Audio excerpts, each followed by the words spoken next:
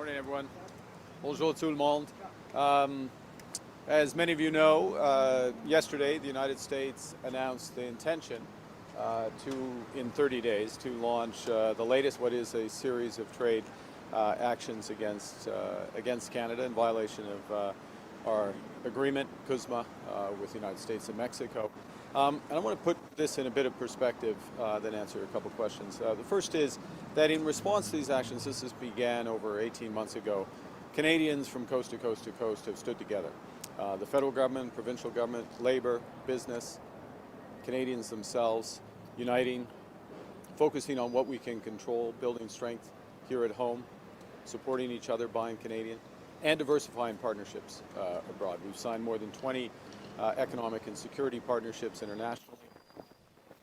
Investments picking up, machinery and equipment's picking up, economy's picking up. We're growing jobs at twice the rate in the United States, with the fastest growth in foreign direct investment, investor confidence in Canada in over 2 decades, twice the rate of other countries. In the G7, we're projected to have the second fastest growth in the G7, not just this year, but next year going forward. So the country is stronger.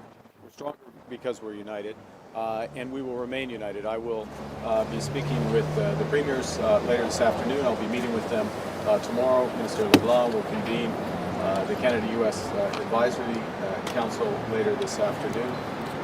Earlier this morning, and I would say as well that throughout this time we have made a series of comprehensive and detailed proposals about how to modernize CUSMA, recognizing the transition that the U.S. is underway in the international and all its trading relationships, including with Canada and Mexico. I spoke with President Trump earlier this morning. We agreed to intensify negotiations in the coming weeks, and the team and myself look forward to doing that. As always, Canadians, governments, business, Labour will stand together to build Canada strong and to have a trading relationship with our North American partners that benefits everyone. Oui, juste, oui, merci. Alors, un peu de perspective. Hier, les États-Unis ont annoncé l'intention d'avoir une autre mesure tarifaire pendant 30 jours. C'est le plus récent dans une série des menaces tarifaires depuis 18 mois en contravention de l'ACN, des règles de l'ACN. Premier point. Deuxième point, depuis le commencement de cette guerre tarifaire, les Canadiens, d'une notion à l'autre, se sont unis. Les gouvernements, les travailleurs, les syndicats, les commerces et surtout les Canadiens et les Canadiennes, afin de bâtir un pays, une économie plus forte, afin de soutenir nos travailleurs, nos agricultures, nos commerces, afin de diversifier nos partenariats à l'étranger. Maintenant, nous venons de conclure plus de une vingtaine d'accords d'économie sécuritaire à l'échelle du monde. Et nous avons une économie qui devient de plus en plus forte. La création, par exemple, d'emplois est 2 fois plus rapide qu'aux États-Unis. L'investissement étranger ici au Canada est 2 fois le moyen de G7. C'est le plus fort de G7, c'est le plus fort depuis 2 décennies.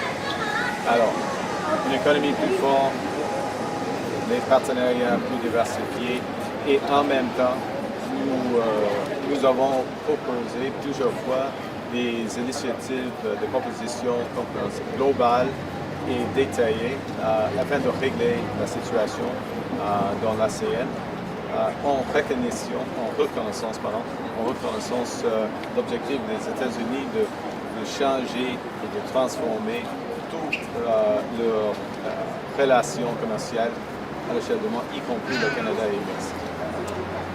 Je viens de discuter avec M. le Président des États-Unis ce matin et nous sommes d'accord d'intensifier nos négociations pendant les prochaines 2 semaines.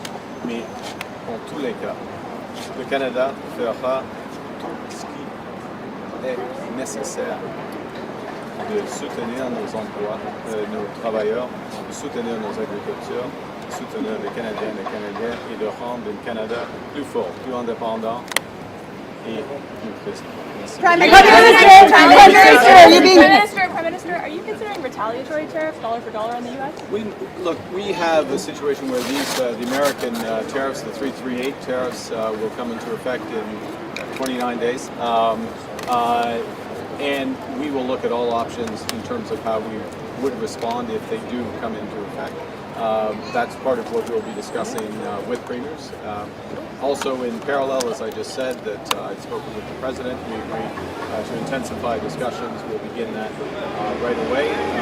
And this is part of the negotiation. So the first objective is to get a comprehensive agreement. The benefits, obviously, both countries that's consistent with CUSMA. CUSMA as it is and CUSMA as it will be, and we'll work towards that. But in parallel, when I say we will do whatever it takes and keep all options. Obviously, it's comprehensive. Monsieur, un nouveau voyage à Washington, est-ce que c'est dans les plans? C'est pas absolument nécessaire d'avoir un voyage. C'est nécessaire d'avoir des conversations et des conversations de l'équipe commerciale, y compris M. Leblanc et puis Mme Charret. Ils sont les grands négociateurs et l'ambassadeur Wiseman avec leur homologue. Et oui, bien sûr, des conversations entre moi et M. Trump. Il y a des conversations assez souvent entre nous et on va continuer. Si sera utile d'avoir une réunion face à face, on va le faire.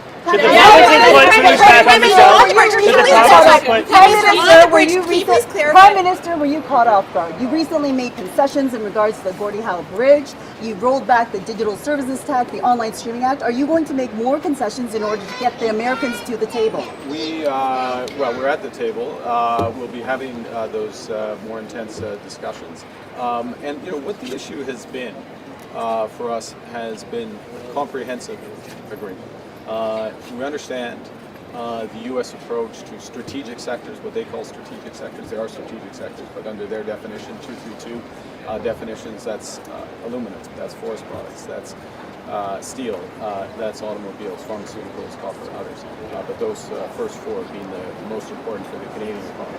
And that we don't want a partial agreement, we want something that addresses those sectors as well, so that there's a viable approach going forward. In our view, and the view of Madame Sheinbaum and the Mexican authorities, there are solutions that involve CUSMA so that those sectors are globally competitive to the benefit of workers. Of course, we're working for workers in Canada first and foremost, but also workers across the country. Prime Minister, should the provinces put booze back on the shelves? Will that help with these negotiations? It's part of a broader look. The provinces individually took those decisions in response to a series of tariffs that were put in place, and also threats to our sovereignty. Those measures have been supported by provincial citizens, and they're supported, and it's indicative in terms of other consumption habits, if I can put it that way, of Canadians, where Canadians have traveled. Other things that are on the shelves but aren't being purchased. The decision to change that, first and foremost, will be taken by the provinces themselves, each individually, and should only be taken, in my judgment, as part of an overall agreement, and that's what we'll work to accomplish.